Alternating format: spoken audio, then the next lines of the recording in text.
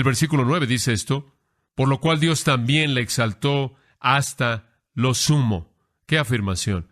Dios le exaltó hasta lo sumo. ¿Qué hizo Dios para exaltarlo? Bueno, ¿qué hizo 3 días después de que fue crucificado? El Padre lo resucitó de los muertos, ¿no es cierto? El primer punto de la exaltación del Padre fue la resurrección. Y al haber resucitado Dios a Cristo de los muertos, Dios afirmó la validez de su sacrificio. Y Él lo resucitó de los muertos para decir lo que Jesús había dicho en la cruz: consumado es. Y después lo segundo que sucedió, 40 días después, Él ascendió al cielo. Primero su resurrección, después su ascensión. Y cuando Él llegó al cielo, Él se sentó a la diestra del Padre en su exaltación. La Biblia dice que cuando Él fue al cielo, Él se sentó a la diestra de la majestad en las alturas.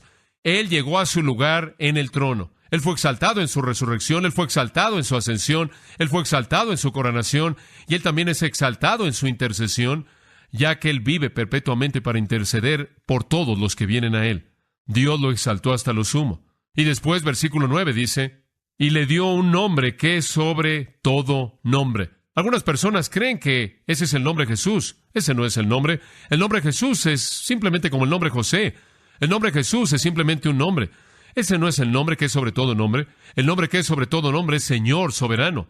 Y Él le dio un nombre que es sobre todo nombre. Ese nombre es Señor y Señor de señores. Él lo sentó en el trono. Versículo 10 dice que en el nombre de Jesús toda rodilla se doblará. En el nombre de Jesús. El nombre de Jesús, no Jesús, sino Curios, Señor.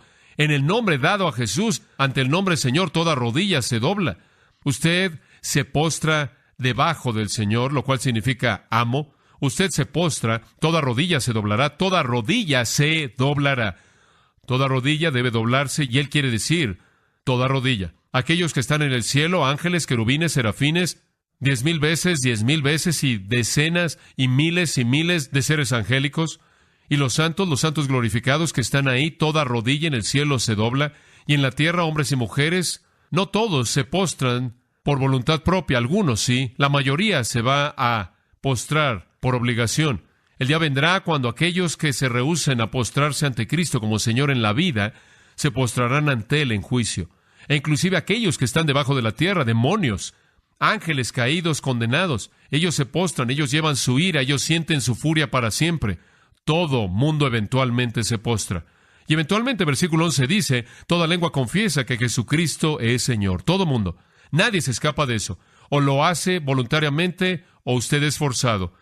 Lo hace ahora y usted es perdonado y se postra con gusto en el cielo. Lo rechaza ahora y se postrará un día ante el trono de juicio y sentirá su ira para siempre. La palabra confesará es reconocer. Toda lengua un día reconocerá a Jesús como Señor. Eso es Cristo. Él es el gobernante. Esa es la confesión más importante en la fe cristiana. ¿Quiere ser cristiano? Así es como usted lo es. Confiese con su boca. Romanos 10:9. Jesús como Señor, y cree en su corazón que Dios lo levantó de los muertos, lo cual es una afirmación de su señorío. Ese es el corazón del cristianismo. Él descendió para ascender. Todo esto, dice, para gloria de Dios Padre. De regreso a C.S. Lewis por un momento, él sugiere que, de una manera única, Dios en cierta manera ha escrito en nuestras vidas y en el mundo en el que vivimos esta idea de descenso y reascenso, que es verdad de la manera más significativa de nuestro Señor. Él dice, es el patrón de toda la vida vegetal. Debe hacerse más pequeña a sí misma hasta volverse en algo duro, algo pequeño y semejante a la muerte, una semilla. Debe caer a la tierra y a partir de ahí la nueva vida reasciende. Es el patrón de toda la generación animal. Hay un descenso de los organismos completos y perfectos al espermatozoide y al óvulo, y en el vientre oscuro, una vida al principio inferior, y así pasa con las especies, y es producida. Después el ascenso lento al embrión perfecto, a la vida consciente viva. Así es, dice él, en nuestra vida moral y emocional.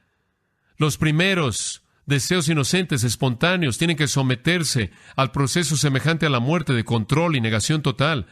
Pero a partir de ahí hay un reascenso a la virtud plenamente formada, en la cual la fortaleza de el material original opera, pero de una manera nueva. La muerte y el renacimiento, la muerte y el renacimiento, la muerte y el renacimiento descienden para subir. Es un principio en la vida.